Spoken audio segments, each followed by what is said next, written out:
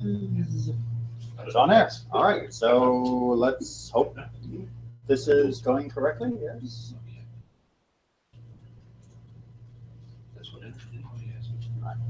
All right. Okay, so would you pay? How much would you pay to have God in your midst? Wait, don't answer yet, right? There's more. How much would you pay to have a direct phone line straight to God? How much would you pay to have God so much in your midst that your armies become undefeatable? Your people are strong and healthy, a blessing for all generations. What would you pay for that? $19.99? Trying to get new members. Well, Parashat Terumah, right? This is the question. We have just had that amazing experience of Mount Sinai. And we have heard the Ten Commandments, the Aseret HaDibrot, and we have then heard the laws of Mishpatim. And the people apparently think this is a pretty good deal. In fact, they think it's such a good deal that when God tells them to build for him a Mishkan, to build the tabernacle, and to build the Aron, the Ark of the Covenant, and all of the other fittings within the tabernacle, they do it. But what would it cost? And why build it in the first place? We didn't have an Aron. We didn't have a Mishkan at Mount Sinai. When we first experienced God, it was us and a pile of dirt, what you call a mountain. And now we're building something after that. It should have been obvious that we got it for free. Right? We didn't have to pay a dime when we showed up at Mount Sinai, and we got that whole God experience better than you could ever expect. And now we're being hit up for donations? If the experience is free, why are we doing this? And how much is it really to build all of this? I think these are former slaves. They're not exactly rolling in cash, despite the gifts from the Egyptians when they left. So what is this going to be doing to the wealth of the nation? That could be very useful. Remember, they think they're still headed straight to the land of Israel. That wealth could be very useful when they get to the land of Israel for establishing themselves and building their communities. How much are they paying for all of this? Any estimates? In today's dollars. In today's dollars. I'm not going to ask you to add up the amount of gold and silver and bronze and other things, although you can go online and find calculations,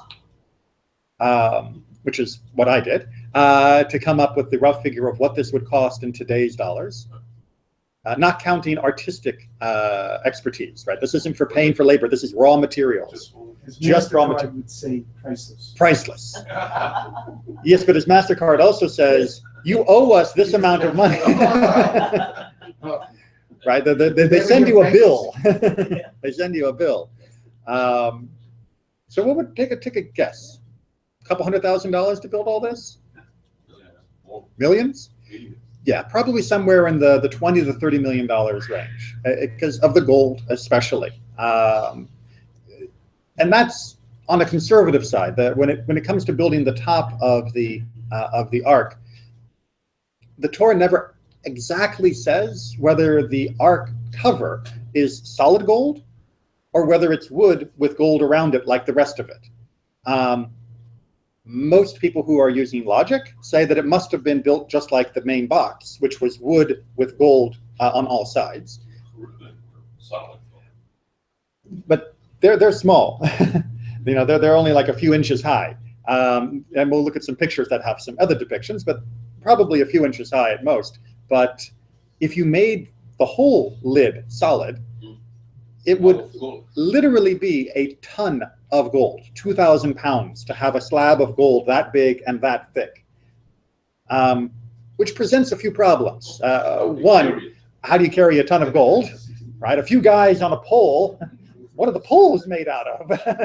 And what are their shoulders made out of that they can hold up a ton? But me and my friends, we would move other people's cars as a joke by getting around it and lifting it. I wouldn't want to march like that, but it's conceivable. But can you imagine a wooden box holding up a slab of a ton of gold, right? The box underneath would have collapsed. So it probably wasn't. But even still, even if you take a gold covered, and even if you take a conservative amount, a conservative estimate of exactly how much gold you would need to cover everything by using more modern techniques of gold leaf and all of that, you're still looking at $20–30 million worth of raw materials, most of that being the gold and silver.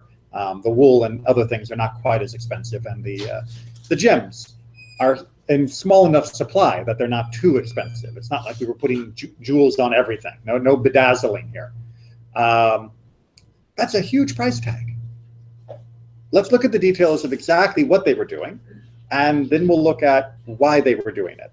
So we're on chapter 25, and that's page 485 if you're in the Eitz Chaim, page 485. And we're going to start with the first verse, but then we quickly move to the next page because there's a lot of explanation of this, which is worth reading another time. So I think I see a volunteer. Okay. The Lord spoke to Moses, saying, "Tell the Israelite people to bring me gifts. You shall accept gifts for me from every person whose heart so moves him." Right, so we've talked in previous years about that line, the fact that the heart has to move a person to do this. So this is not a tax in the traditional sense of the word, right? There are taxes that Judaism absolutely has. We just did the half shekel for the maftir this last week, but this isn't one. These were voluntary donations. These were what the people wanted to bring, but it had to be what God wanted, right? So if you show up with your lump of lead, it's not going to be part of the ark, I'm afraid. But this is all voluntary donations. So let's do the shopping list. And these are the gifts that you shall accept from them: gold, silver, and copper, blue, purple, and crimson yarns, fine linen, goat's hair, tanned ram skins, dolphin skins, and acacia wood, oil for lighting, spices for the anointing oil and for the aromatic incense, lapis lazuli and other stones for setting for the ephod of the breastpiece, and let them make me a sanctuary, that I may dwell among them. Exactly as I show you, the pattern of the tabernacle and the pattern of all its furnishings, so shall you make it. All right. So that's a pretty big list, and as we're going to see when they go through the detail of exactly how these things are made, it's a long list, a large list. This isn't just a little gold or a little silver. This is in large quantity. But what's the stated purpose? To build the temple. To build the Mishkan, the tabernacle, right? Will dwell in it. Dwell where? In the temple. No. Within Israel. Okay. So pronouns matter, right? So if you look back at verse 8, right, it says, to make for me the sanctuary, the mikdash, v'shachanti bitocham, right? Bitocham means I will dwell in them, right? Hebrew has these conjugated type pronouns, which is very weird for us English speakers. We would say in and then add a pronoun. In Hebrew, they're combined into one word, and they're different depending upon whether it's in it, in her, in me, and this means in them, in the group. So even though we're talking about building a Mishkan, God doesn't say he's going to live in the Mishkan. But somehow, having built the Mishkan, he will live among them, in the nation, in a way that is not the same as living in the box that they're building. Right, that's just one more reminder that pronouns matter. Grammar matters. The littlest details can have huge differences, because as Zerach's rough interpretation might make someone believe that God was looking for this box and the tent around it so he would have an address. That would make us think of God as being limited to that space, to that address, and that is going down the wrong path of what God is. Right? As soon as you believe God is limited in a space or shape, you're already taking one big step towards idol worship. And that's not good, not just for other gods, it's not good for our God either. Okay, let's do a little more detail, and then we're going to get to our commentary. Sanctuary that I may dwell among them, exactly as I show you, the pattern of the tabernacle and the pattern of all its furnishings, so shall you make it. Right, this is not up for committee discussion of what color are the walls and how many seats do we need. No, it is going to be just like this. Right? No embellishment needed, and no detraction. They shall make an ark of acacia wood, 2.5 cubits long, 1.5 cubits wide, and 1.5 cubits high. All right, so a cubit is approximately 18 inches. Right, there's some debate about whether it's like 16 inches or 20 inches, but if you think 18, it's a good measure. Yeah. Exactly, just like the English word foot was originally the length of someone's foot. Well, depends on your king, and most kings back then probably had smaller feet. But the cubit was originally supposed to be between your index finger and your elbow. And it was just a way of measuring, right? 1 cubit, 2 cubits, 3 cubits. It was just an easy way to measure stuff that you couldn't stick your foot on. But then that became standardized, of course, because otherwise stuff doesn't fit. And around 18 inches is, I think, the best estimate in modern archaeology of what it was, and as well as Jewish literature. And plus, that makes things a little bit easier, because then all you have to do is multiply it by 1.5, equivalent in feet. It's interesting that it's not in the metric system. Yes. I'm sure if you were studying this in France, they would have a metric system equivalent. But I learned 18 inches, and 18 inches fits in my brain. I don't know exactly how many centimeters that would be. 30-something centimeters, I guess. Yeah. Close enough. Right. Someone can do the conversion if you like, but 18 inches works well, because then when you say that it's going to be 2 cubits long, you know that's actually about 3 foot. Right, and then add a little bit more to that because it's 2.5 cubits. So you're looking at something a little bit longer than a yard. Right. That's why. Very big. I thought I always pictured it bigger. For the Ark of the Covenant. Yeah. Even though I knew the words, it just pictured it bigger. Yeah. You picture, oh, it looms larger in your mind. 45.72. 45.72 centimeters? Well, 18 Or times 2.54, or was it 4.5? 254. 45.72. All right, so just about, if I were living in France, I would say half a meter, because I like rounding things. So about half a meter for those of our international watchers, and about 18 inches for those of us who know the imperial measurement system best. But about this big when it comes time for the actual ark, which, yeah, it doesn't look big, but again, if this is solid gold, just the lid itself would weigh a ton.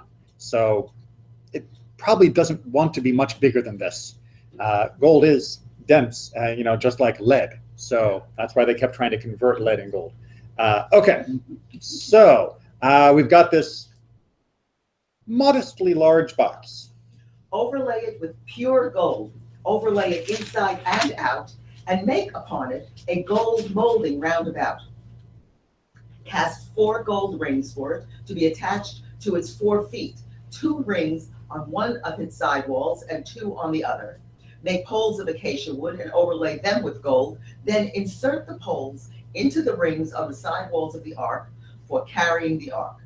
The poles shall remain in the rings of the ark, they shall not be removed from it, and deposit in the ark the tablets of the pact which I will give you. All right, so this is the first thing that goes into the ark. Throughout the next 40 years, we add a few more things into the ark, but that's for another day. So that's the general box that we've made. Now a cover. You shall make a cover of pure gold, 2.5 cubits long and 1.5 cubits wide. Make 2 cherubim of gold, make them of hammered work at the 2 ends of the cover. Make 1 cherub at one end and the other cherub at the other end. Of one piece with the cover shall we make the cherubim at its 2 ends. The cherubim shall have their wings spread out above, shielding the cover with their wings. They shall confront each other, the faces of the cherubim being turned toward the cover. Place the cover on top of the ark, after depositing the ark inside the ark, the pact that I will give you. There I will meet with you, And I will impart to you from above the cover, from between the two cherubim that are on top of the Ark of the Pact, all that I will command you concerning the Israelite people. All right, so before we get to the very important end line,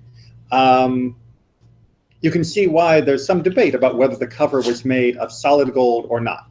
Right? So it says make it of pure gold. That could mean, in English, we would think pure gold means all the way through gold, but pure gold can simply be gold that is not alloyed. And a 3-foot slab of gold that isn't alloyed, I'm not sure how well that would hold up under its own weight, even if you could get some people to lift it. There's a reason why they make those little bars of gold. But this, like I said, probably was a wooden lid that was then covered with the gold. And the cherubim being made of hammered work, what they're talking about here is these are not going to be cast. This is not a molten image. We've talked about those being bad. This is instead a hammered work that comes up out of the gold that's covering the ark. And another day we'll talk about why these are okay, but other idols are not. But that's not for today because there's a lot going on here. Okay, and what's going to happen uniquely with this cover, right? Because we get something very special at the end of its paragraph. 22. I will meet with you. What's that? But 22. One of our Hebrew scholars. What's the first word in verse 22 in the Hebrew? The noadati. Does that mean like just meet? Like, you know, I'm having a meeting with my friends or a meeting with my coworkers? What's the root of that word? More like I'll know you. Yes, right. I will be known to you. Right. It's one of those sort of weird sentence structures that we don't do easily in English. Or if you did, your English teacher crossed it out and said, you know, do this in the active voice. Meet is not a bad synonym, but it's something about God being known through this process. There is something about of an awareness, of a depth of knowledge that will come of God through this structure. And that's something we need to keep in mind. All right, so why are we building this? All right, we've already talked about one reason. What was our reason back when we first talked about all this? Store the tablets. Before that, we'll come back to the tablets in a second. What was the purpose of the whole endeavor? Oh, that I may dwell among. Okay, right? Dwell among you. Right, so that was the whole purpose of the whole thing. And of the ark, we have the tablets being stored. That was what we said in verse 16. And then from the cover itself, which gets its own paragraph, its own section of text, what's its purpose? The cherubim are supposed to be on it? Yep, that's part of it. That's part of it. But in addition to the construction details, there is a purpose. We just talked about it. I will be known to you by Be known. The gaze of the Well, we don't know exactly what's going on here, but it's something between them that there is going to be knowledge. And that knowledge is either be known directly or commandments will come from that point. Now, the question is this just saying this is God's loudspeaker?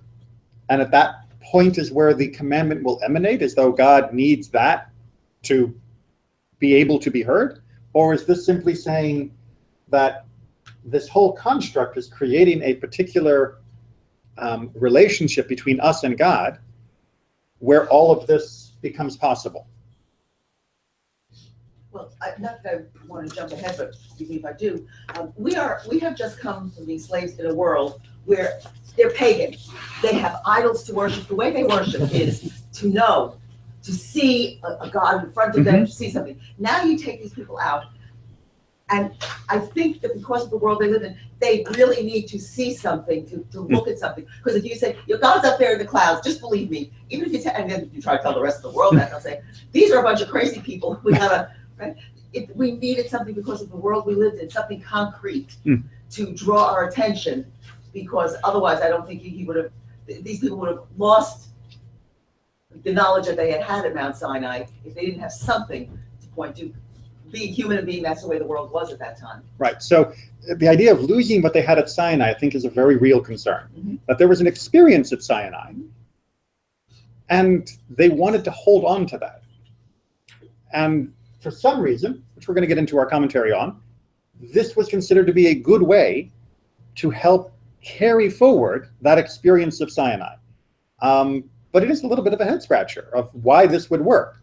I mean, I don't know about you, but when I imagine the most spiritual thing, I don't think of a big gold box as being what would inspire me.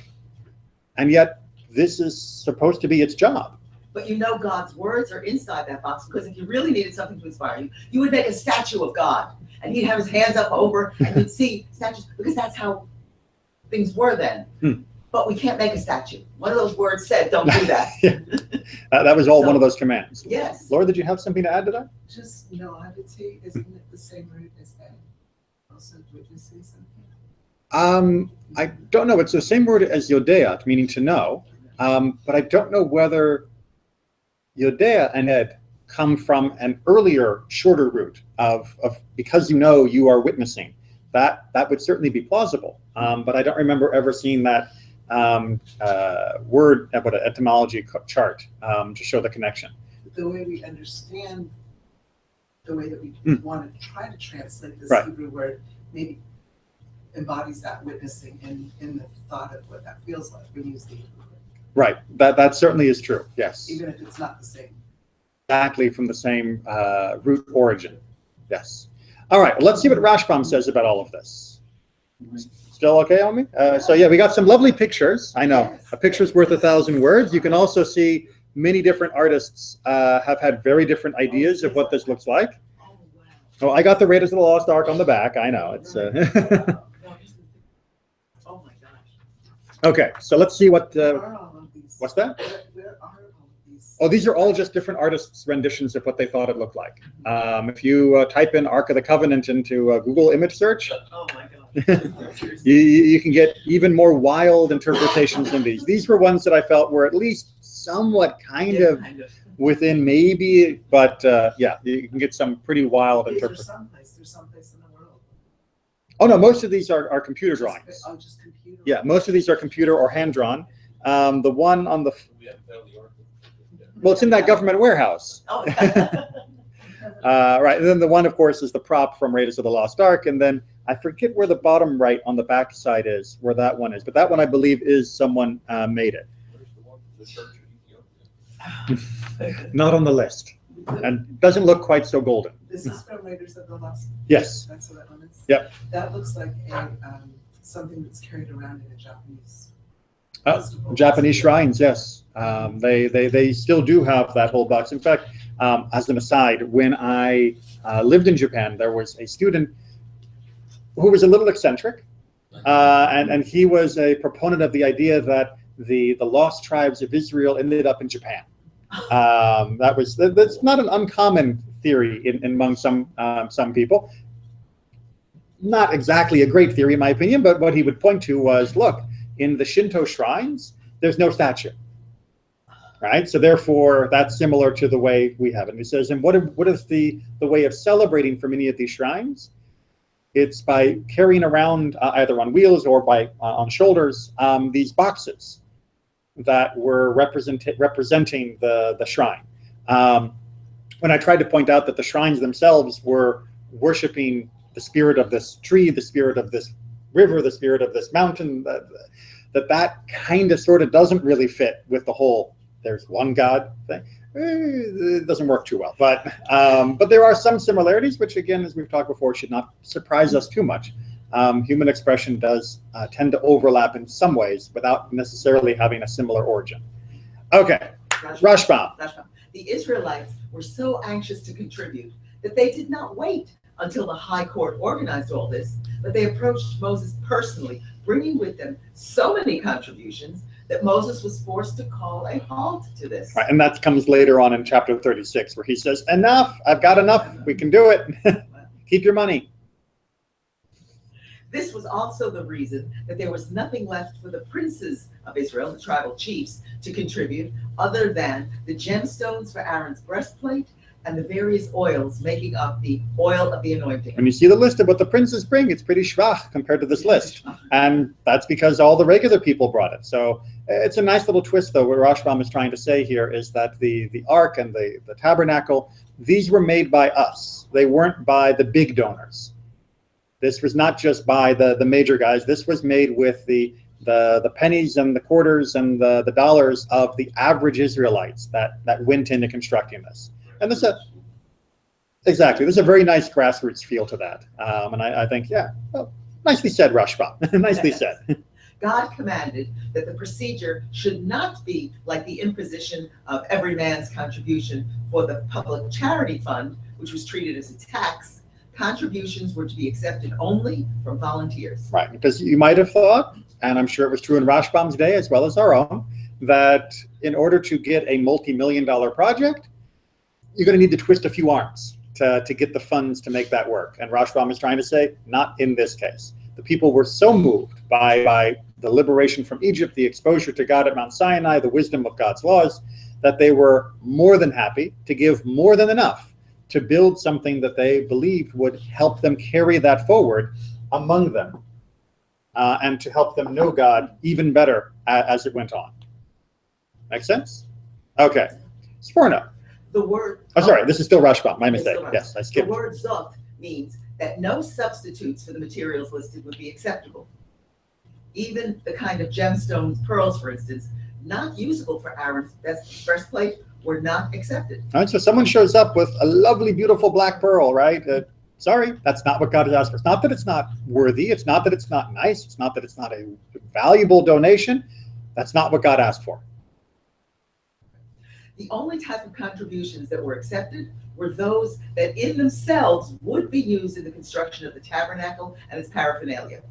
I will dwell among them permanently in order to receive their prayers and their sacrificial offerings in a manner similar to the way I displayed my presence at the mountain. All right. So that seemed like a little bit of an odd last sentence. Yes, It kind of like jumps over to the left, right? It had to be exactly what it was. Even something else that was nice wasn't good enough, and I'll dwell among the producer of the bit.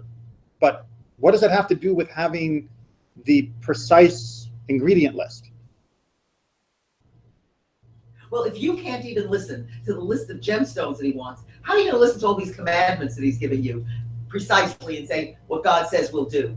He said he wants pearl. He doesn't want pearls. We'll give him pearls anyway. Well, he says don't kill. This guy deserves being killed. I can see how this is the way to start the obedience. That is one half of the problem, right? So when God sets the target, right, this is the list.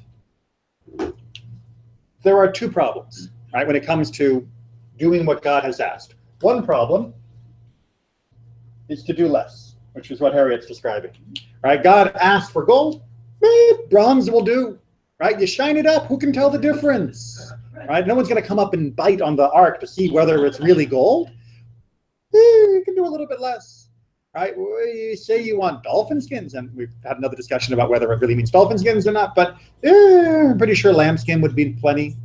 Right? There's a tendency for many of us that when asked to do X, we'll do X minus 1. But there's another problem. It's a Jewish mindset. A human mindset, I'd like to say. Yeah, I think it's human. And there's also a human mindset to do more. Right? If God asked to build the ark this big, I might say, you know, we've got a lot of gold. We could build it this big. Right? Oh, you want 2 of the cherubim on top? How about 4? You know, 1 at each corner. It'll be more balanced that way. It'll look even better. You want 12 gemstones? How about 24 gemstones? Right? Let's do more. And you would do this not just because you were trying to brag or show or offer anything, but because you loved God so much. You were so inspired. Bigger, better. I mean, it's obvious, right? How could you ever stop giving enough to show the proper glory of God? And what God is saying here is that you don't show me more glory by doing more. And you don't show me more glory by doing less. You show me by doing what I want. Right? And that's what I'm asking. I'm asking you to do what I want, because what I've asked you to do isn't a design decision. This is not what the interior decorator said to do, and therefore it is open to interpretation. This is carefully crafted, this whole Ark thing and the whole Mishkan thing, to have a spiritual effect. And the wrong materials won't work. So think, for example, if you wanted to build an airplane. Airplanes are nice, right?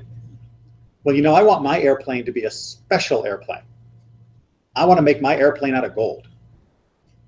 Any problems? Well, money's one, right?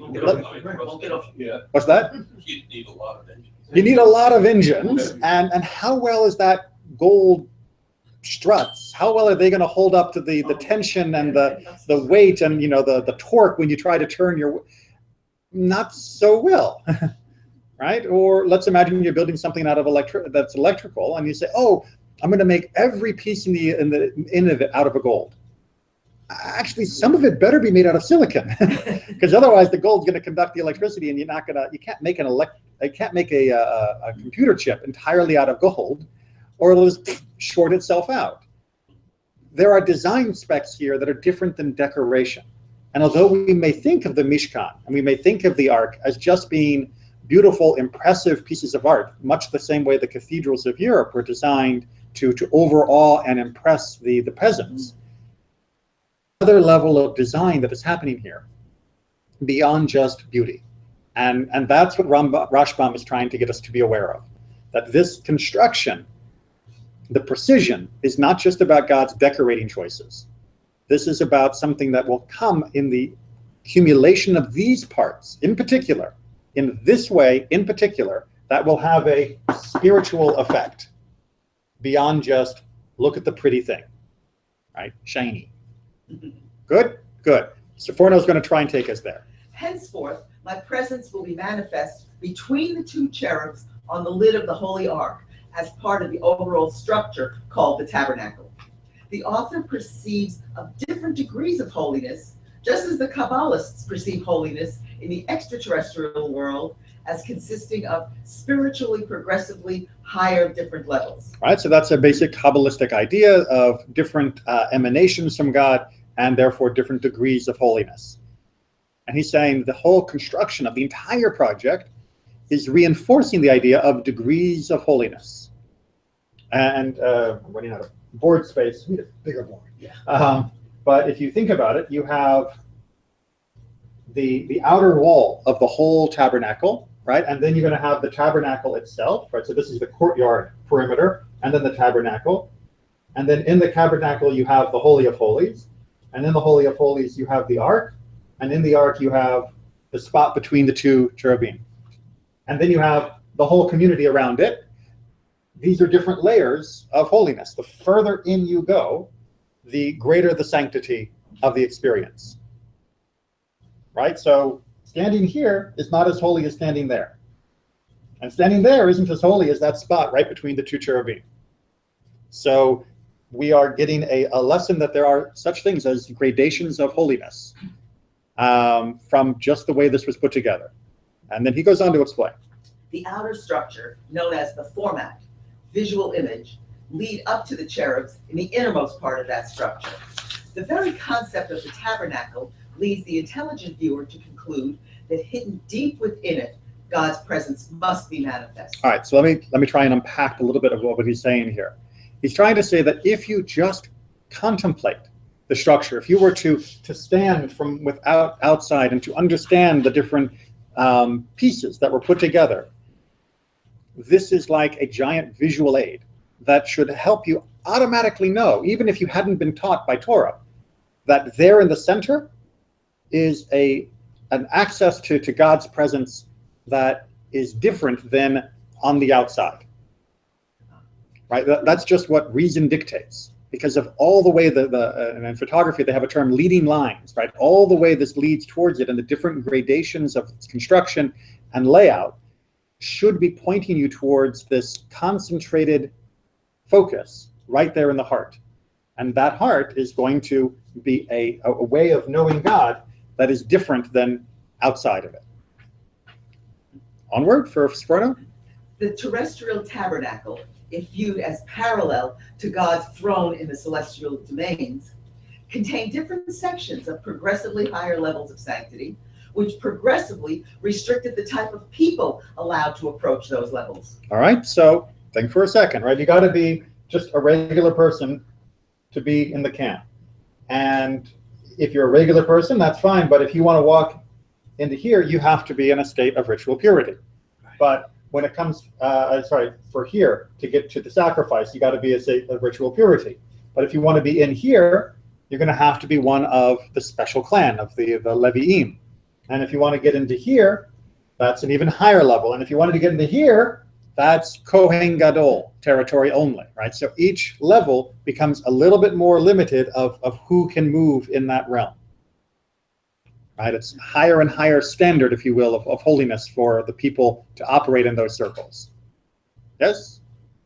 Right, so, and what he's trying to parallel here, it makes me wish I was a much better artist, but if you took the tabernacle and sort of, rather than had a top-down view, if you turned it sideways, but as you turned it sideways, you also made it three-dimensional, like a bar graph relative to its holiness, you would see this is like a giant pyramid. It's not a pyramid in shape, but it is going up in constant elevation towards this peak. And he says that parallels the conception of God's throne being at the top and a pyramid coming down to the earthly world, and also in degrees of holiness. Make sense? So he's saying the two images overlap in what they're trying to do. Even though one is sort of a vertical and one is horizontal, they're doing the same job, which is leading our mind to this conception of God being at the heart of all that is holy. It's complicated, I know. The Torah itself, for which the Holy Ark served as repository, was in an ark constructed of wood, but overlaid with gold on the inside and on the outside, to reflect the saying of our sages that every Torah scholar whose external appearance did not reflect his internal stature is not a Torah scholar at all. We might use the term hypocrite now, but it's a very insightful read.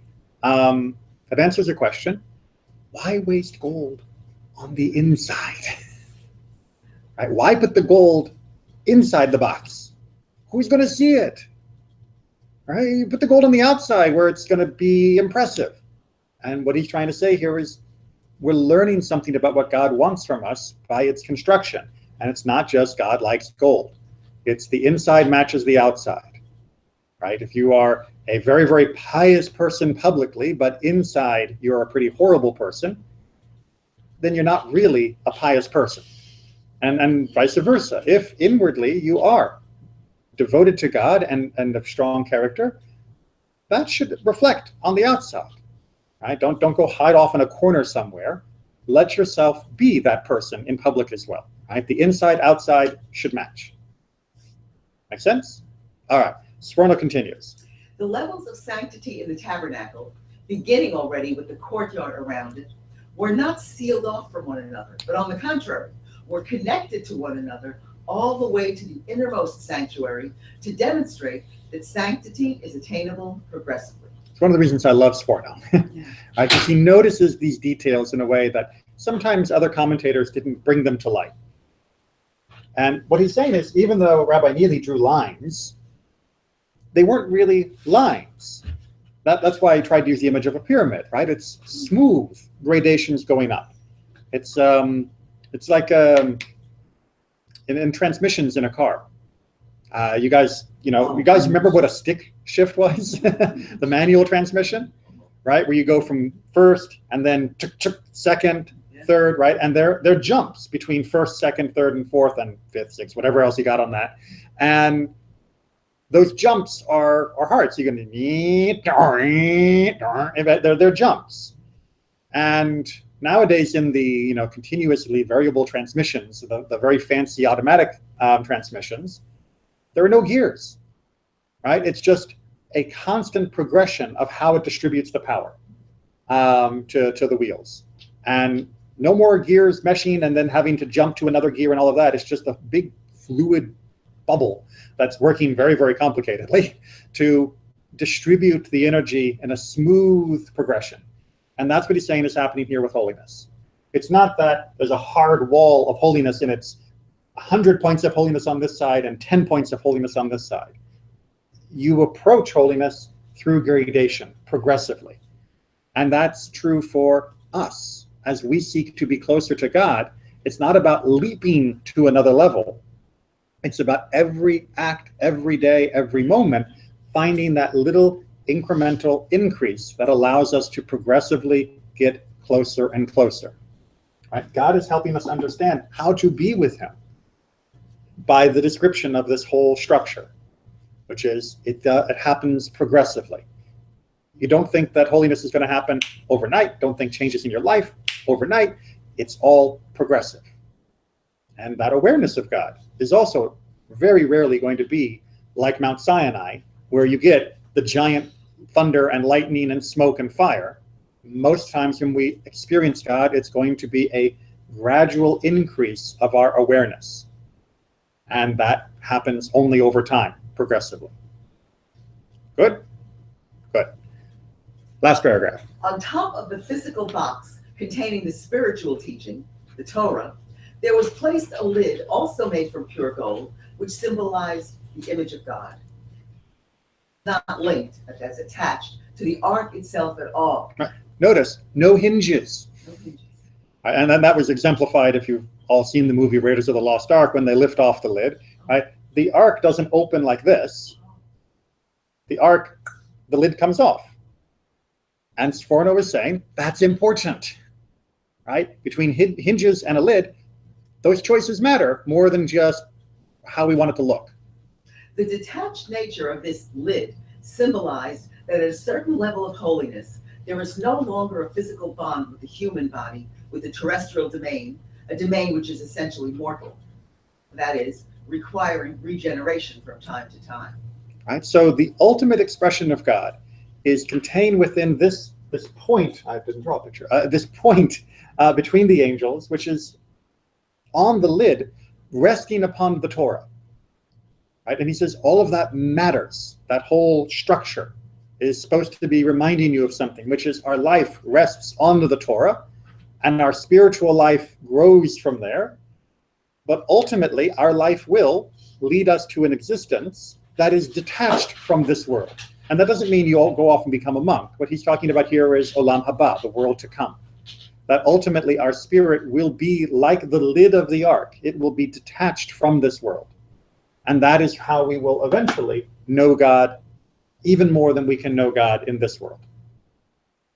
And if you just read this as a set of prop instructions for making a movie about, Nazis and the Ark of the Covenant, then you don't get that feeling. You don't understand of when they lift off that ark, that's telling you about the soul's ascent towards God, or the fact that inside of it is the tablets of the covenant and the idea of the Torah, that is showing us that the building of our life is around those things in this world. And the idea that the whole tabernacle was arranged in a certain order to give this idea of progressively transitioning layers of holiness that allow us to see in our own life how we should live. You miss all of that if all you do is blunder through these chapters going, why are they telling us how to build these things? I don't care how many cubits these are. I'm not even maybe that interested anymore about how much this cost. But when you stop and you look at the details and you ask why, and you read the clues that the Torah itself gives us, betocham, so that I can be among you, right? Nodadati, that I will be known to you. That these things are giving you big flags saying this is more than just God's set design. How many of you have been in our sanctuary? Good. Just making sure. When you look at the ark in our sanctuary, which is not the Ark of the Covenant, but is still a very beautiful ark, is that just a set of doors designed to block part of the room off, right? Just like cabinet doors, just to keep the dust out? Right? Well, why are those doors the way they are? The way that strikes me the most is that you see characters, Hebrew characters, Right. dropping down, Mhm. and then they become the sheep. They become Bereshit. They become the beginning of the Torah. But is there something special about the letters at the top? It's like the story of Bereshit. Uh-huh. No order, no nothing. Right. It's chaos at the top. Chaos. And in fact, if you look carefully, the very, very top, the letters aren't even real shapes. They aren't real letters. They're like blurry letters, the way the artist did it. And as you come down, the letters start becoming real Hebrew letters, and they start lining up until you hit the Torah. And then it's Bereshit bara, God created. And the idea being, out of chaos comes order. And how does order come? Through Torah. Right? They're not just decorative arcs, the doors. They're not just there to keep the wind out from blowing on the Torah. They're there so that as we look at the Torah, we are reflecting what the Torah does for us. That its wisdom helps us organize our life and give shape and order to our world. The same way that God gave shape and order to the entirety of the universe through creation, which was said to be done through the wisdom of Torah.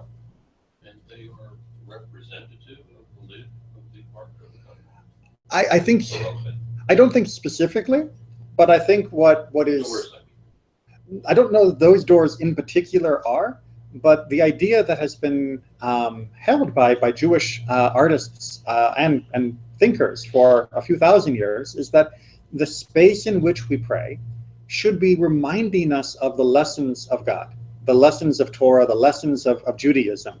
They're not just there to make us feel comfy. It's not just there because it's attractive. And in that respect, it duplicates the job. It's not exactly the same message because it's not exactly the same thing. In fact, we're prohibited from making an exact duplicate of any of the implements of the temple.